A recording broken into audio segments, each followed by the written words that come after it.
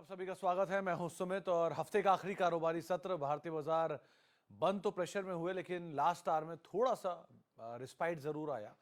उसकी वजह थी कि आज फुटसी रीबैलेंसिंग थी, तो लास्ट में वो फुटसी रीबैलेंसिंग का पैसा भी आता हुआ दिखाई पड़ा, तो जिसके दम पर लोअर लेवल से एक अच्छी रिकवरी मार्केट्स में आई। लेकिन फिर भी मार्केट्स बिकवाली में बंद हुए। आप निफ्टी देखेंगे तो 0.5%, मिड कैप भी 0.5% के आसपास ही बिकवाली बंद हुआ। स्मॉल कैप इंडेक्स हर निशान में बंद हुआ। वो 1.5-2% की रिकवरी जो स्मॉल कैप में आई लोअर लेवल से 2.5% के आसपास की, वो रिकवरी की वजह वही थी कि एक बड़ा कैश इनफ्लो आना था, तो कैश इनफ्लो भी था, कुछ सपोर्टिव भी था। अदरवाइज आज पीएसयू में बिकवाली थी, ऑटो में बिकवाली थी, एनर्जी में बिकवाली थी अदरवाइज मार्केट्स के अंदर। और फर्स्ट हाफ की सिचुएशन तो मार्केट्स में आपको बिकवाली ही दिखाई पड़ेगी। सेकेंड हाफ के अंदर थोड़ी रिकवरी जरूर आते हुए दिखाई पड़ी, लेकिन ओवरऑल मार्केट के अंदर प्रेशर भरा ही दिन था। बहुत ज़्यादा कोई फायरवर्क नहीं मार्केट्स के अंदर आते हुए दिखाई पड़ रहे थे, लेकिन थोड़ी बहुत खरीदारी आपको सेलेक्टिव एफएमसीजी में दिखाई पड़ेगी, सेलेक्टिव आईटी में दिखाई पड़ेगी। रियल्टी आईटी इन टोटल वहाँ बिकवाली के साथ ही बंद होते हुए दिखाई पड़े। न्यूज़ फ्लो ड्रिवन दिन तो नहीं था, लेकिन हाँ स्टॉक स्पेसिफिक स्टोरी जरूर चल रही थी। मिसाल तौर पर रिलायंस पावर की खबर आई तो रिलायंस पावर, रिलायंस इंफ्रा दोनों चल पड़े उस खबर के बीच में। बाकी ऑर्डर इन्फ्लोज मिल रहे हैं, उसका इम्पैक्ट था। एलएनटी टेक में वो कुछ खबरें आई, उसका एक इम्पैक्ट देखने को मिला। तो ऐसे अदरवाइज स्टॉक स्पेसिफिक स्टोरी चल रही थी, लेकिन जहाँ जहाँ बिकवाली हाई इंटेंसिटी की देखी थी हमने पिछले कई दिनों में, वही बिकवाली वापस खरीदारी की तरफ बदलते हुए दिखाई पड़ी। सो ओवरऑल जो सेशन था वो इसी तरह का था कि बहुत ज़्यादा नहीं, लेकिन हाँ थोड़ा बहुत रिस्पाइट मार्केट में आपको ज़रूर दिखाई पड़ेगा। लेकिन क्योंकि अब इलेक्शन कमीशन का आउटकम आना है, वो एक इम्पॉर्टेंट डे है, प्लस धीरे धीरे अब हम चुनाव की तरफ जा ही रहे हैं।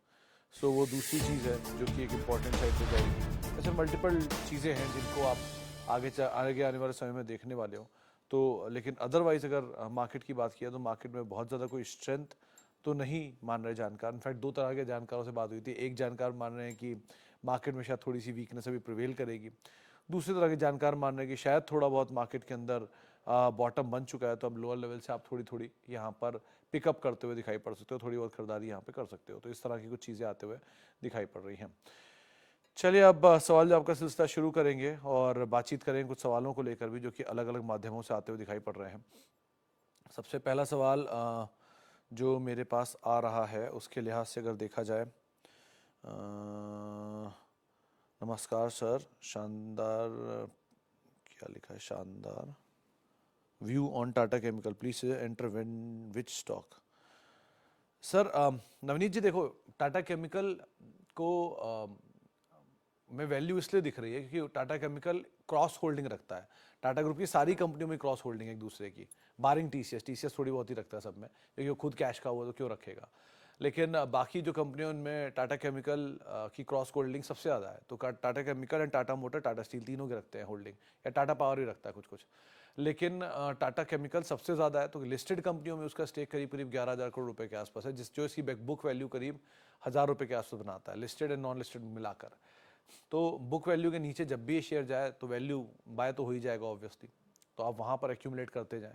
1,000 रुपये, 1,100, 1,050 रुपये के आसपास बुक वैल्यू शायद बैठती है इसकी, वो आप चेक कर सकते हो। और उसके नीचे जहाँ जहाँ आता जाए थोड़ा थोड़ा थोड़ा थोड़ा एक्यूमुलेट करते रहिए। जितना डीप उतना सेफ आप अपने आप को मान सकते हैं, क्योंकि कारोबार की भी कुछ वैल्यू होगी ना अदर देन बुक वैल्यू। तो वो कारोबार की वैल्यू उतनी ही कम होती जा रही है, क्योंकि बुक वैल्यू तो उतनी ही रहेगी, ऑब्वियस सी बात है। स्टेक की वैल्यू जब तक बजाय बाकी स्टेक नहीं गिरेंगे, थोड़ी भी एडजस्ट होगी, लेकिन फिर भी एक सब्सटैंशियल वैल्यू है। सो नियर टर्म थोड़ा बहुत प्रेशर ज़रूर रहेगा, लेकिन अदरवाइज बेटर इज़ कि आप किसी भी फॉल में हल्का हल्का एक्यूमुलेट करते रहें, वो ज़्यादा बेटर है। अच्छी कंपनी है, क्वालिटी कंपनी है, अच्छे नंबर्स हैं, सो अकॉर्डिंगली आप यहाँ पर अपनी रणनीति बनाइएगा।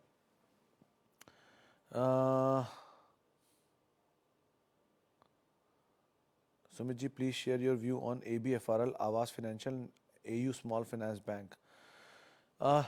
सचिन जी, ABFRL में तो आज अच्छा मूव था, 5% 6% के आसपास। किसी से पूछा भी था मैंने कि क्या करना चाहिए लॉन्ग साइड पर। शिवांगी सरदा थी मोतीलाल ओसवाल से, उनसे पूछा था क्या करना चाहिए था, तो उन्होंने बोला था कि अभी के लिए उसको अवॉइड ही करिए। लेकिन अगर आप नियर टर्म ट्रेडर हैं तो आप ये कर सकते हैं, यहाँ से 8-10% या 12-15% नीचे एक स्टॉप लेके आप लॉन्ग जा सकते हैं, अगर आप नियर टर्म ट्रेडर हैं तो। लॉन्ग टर्म के लिए उनको ट्रेंड ज़्यादा बेटर लग रहा था इसमें। हालांकि ट्रेंड को लेकर एक वैल्यूएशन वाला पार्ट महंगा ज़रूर है, तो इस मामले में डिफर करूंगा कि वैल्यूएशन महंगे हैं उनके। लेकिन otherwise trend is a good stock undoubtedly, but ABFRL में खोने के लिए बहुत कुछ है नहीं, तो शायद 10-15% नीचे का स्टॉप डाल के आप जा सकते हो इसमें लॉन्ग साइड पर। बट एक इंटरेस्टिंग बात यह है कि बिरला ग्रुप के बहुत सारे स्टॉक ने बहुत ज़्यादा परफॉर्मेंस दी नहीं है। आप उसमें चाहें तो अल्ट्राटेक को ही हटा दो खाली और ग्रासिम को हटा दो, बाकी किसी की तरफ से ऐसा कुछ खास आया नहीं है अभी तक। हिंडाल्को, वोडाफोन आइडिया, और बाकी जो भी कंपनियां हैं।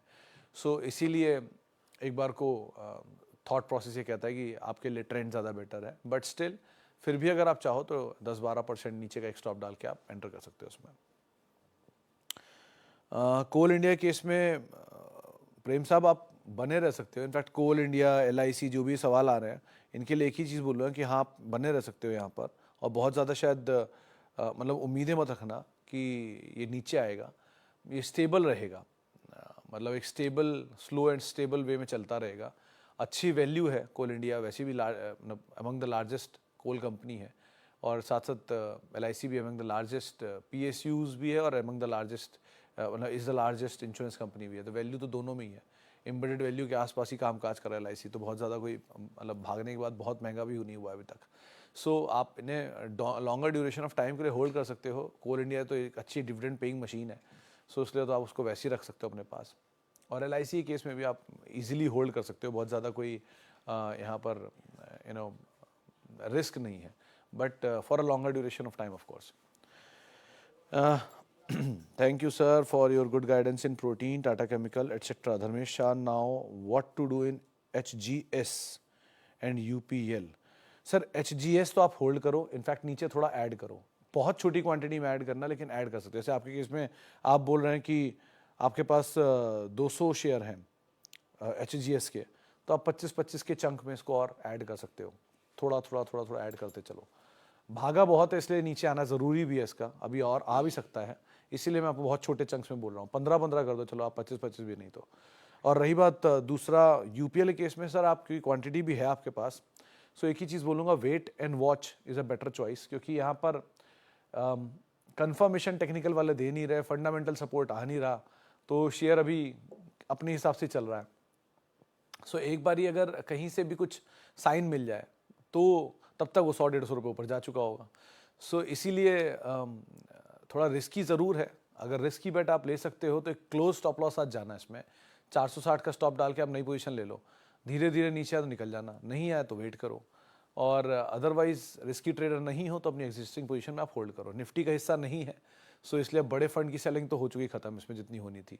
अब विद टाइम देखते हैं कहाँ तक जाता है, लेकिन नंबर पे इसके 100% आपको नज़र रखनी होगी कि क्यू ऑन क्यू नंबर कैसे आते हैं इस बार के।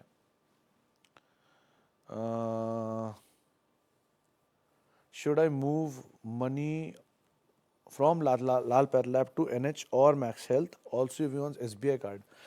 सर SBI कार्ड के इसमें अक्षय जी ये मतलब लार्जेस्ट अंडर परफॉर्मर है, मैं ये बात आपकी एग्री करता हूँ। ये 3rd लार्जेस्ट या 4th लार्जेस्ट IPO आया था उस टाइम पर, और तब से लेके अब तक इसमें बहुत कोई चाल आई नहीं है। ये वहीं का वहीं खड़ा है, थोड़ा रिकवर हुआ था बीच में नीचे से, लेकिन अभी भी भाव से शायद ऊपर बहुत दिन तक गया नहीं है। सो होल्ड करना is a better choice. SBI चल रहा है, लाइफ चला, ये नहीं चला।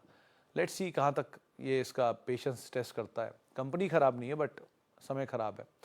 और रही बात डॉक्टर लाल से निकल के NH में, तो ये बात सही है कि डॉक्टर लाल, मेट्रोपोलिस बहुत चले थे, थायरो केयर, जब वो प्रीमियम टाइम था, कोविड का टाइम था, और अदरवाइज भी बहुत ज़्यादा तेज़ी दिखाई थी उन्होंने। सो जो एक बड़ी तेज़ी दिखा चुके हैं उसकी पॉसिबिलिटी एज ऑफ नाउ तो अभी वाइप्ड आउट है।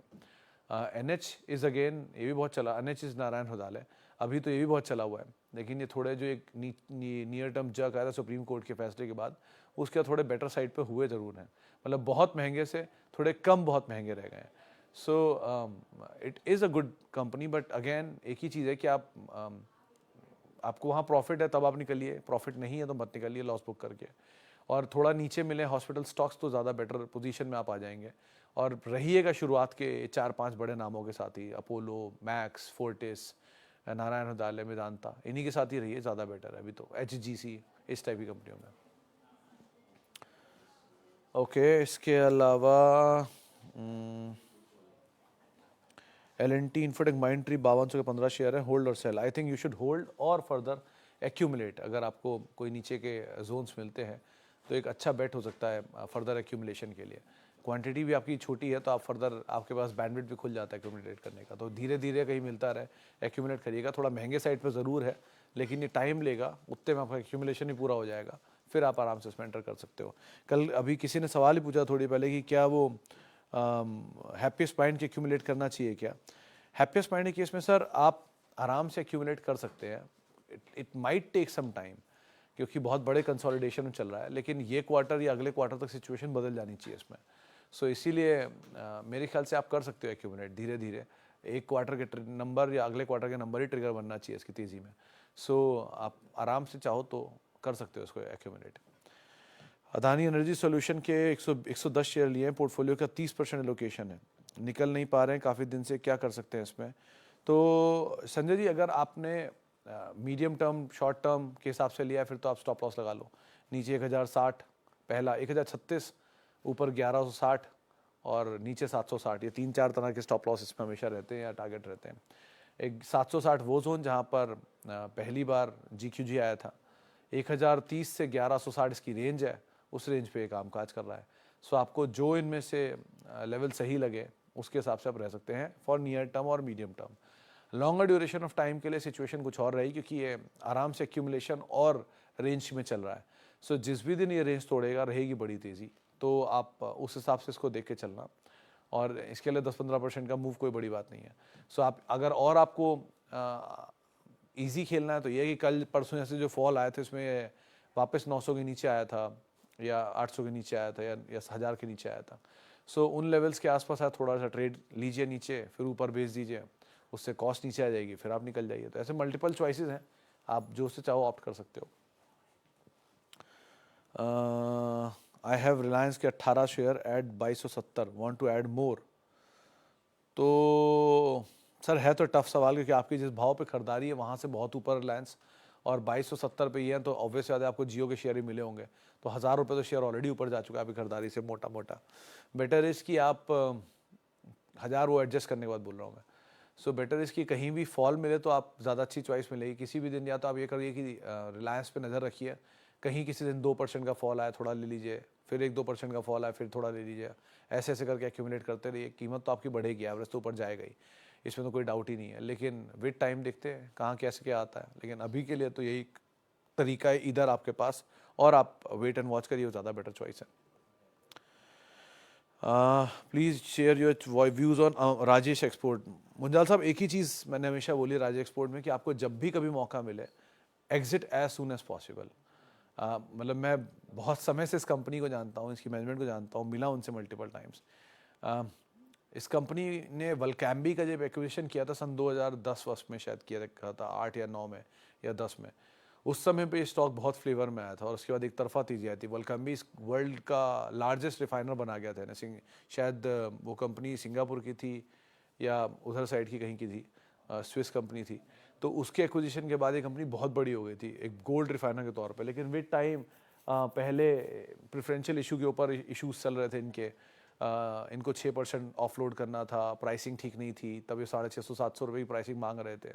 धीरे धीरे करके वो सब चीज़ें फिजल आउट होती गई, नंबर सपोर्टिव रहे नहीं, डेट बढ़ता गया, और कंसर्न है ही इस कंपनी में। सो इन टोटल आप इससे अवॉइड ही करिए, ज़्यादा बेटर है। कोई बॉटम फिशिंग मत करिएगा इसमें जब तक नंबर्स में इंप्रूवमेंट ना आए।